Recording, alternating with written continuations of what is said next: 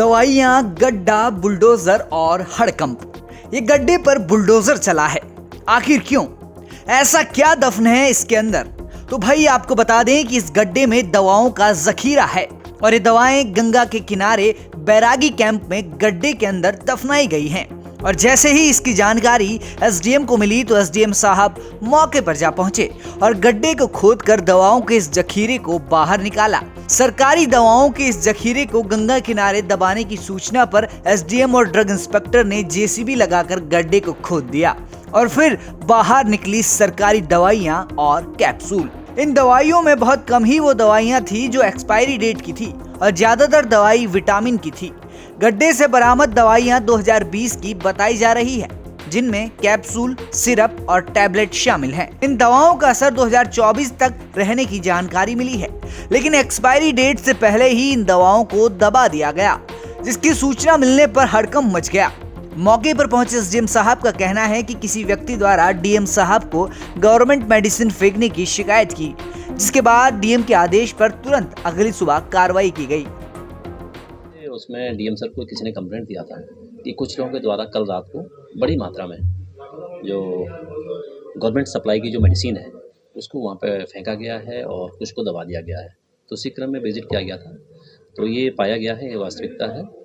तो उसमें medical team plus drug inspector और पॉल्यूशन टीम को मौके में भेजा गया है। और क्योंकि कुछ मेडिसिन एक्सपायरी नहीं है जो कि पब्लिक इंटरेस्ट में यूज़ होना चाहिए था, और कुछ मेडिसिन अगर एक्सपायरी भी थी तो उसका एक प्रॉपर डिस्पोजल का एक जो नियम है। वहीं सूचना मिलते ही मौके पर पहुंची ड्रग इंस्पेक्टर ने बताया कि उन्हें दवाओं को दबाने की जानकारी पत्रकारों और एसडीएम के माध्यम से मिली, जिस पर तुरंत जांच के लिए इंस्पेक्टर साहिबा पहुंच गई। जिसके बाद गंगा किनारे बैरागी कैंप में गड्ढे पर जेसीबी चला दी गई और दवाओं का जखीरा बाहर निकल आया। उनका कहना है कि पूरे मामले की जांच चल रही है। कुछ जर्नलिस्ट ने मुझे कॉल किया है और एसडीएम साहब ने मुझे कॉल किया, बताया कि यहाँ पे बहुत सारी मात्रा में दवाइयाँ डैम की गई है। और मैं मौके पर आके मैंने यहाँ पे चेक किया तो जो दवाइयाँ यहाँ पे पाई गई हैं वो मोस्टली विटामिन की, आयरन, विटामिन सी है, और जिसमें एक दो दवाइयाँ एक्सपायर हो चुकी हैं, बाकी 2-3 दवाइयाँ ऐसी हैं जिनकी कि अभी एक्सपायरी नहीं हुई है। ये विषय थोड़ा सा जो है गलत है।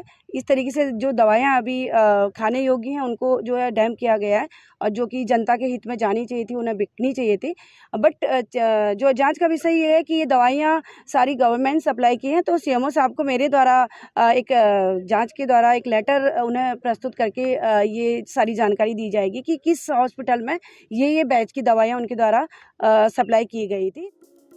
जानकारी मुताबिक कुंभ मेले के दौरान की ये दवाइयां हैं और इन दवाओं को इस तरीके से डंप नहीं किया जा सकता। फिलहाल इस पूरे मामले की जांच की जा रही है। बरामद दवाओं की कीमत का आकलन अभी हो नहीं पाया है, लेकिन इनकी कीमत लाखों की मानी जा रही है। हरिद्वार से मुदित अग्रवाल के साथ ब्यूरो रिपोर्ट, उत्तराखंड तक।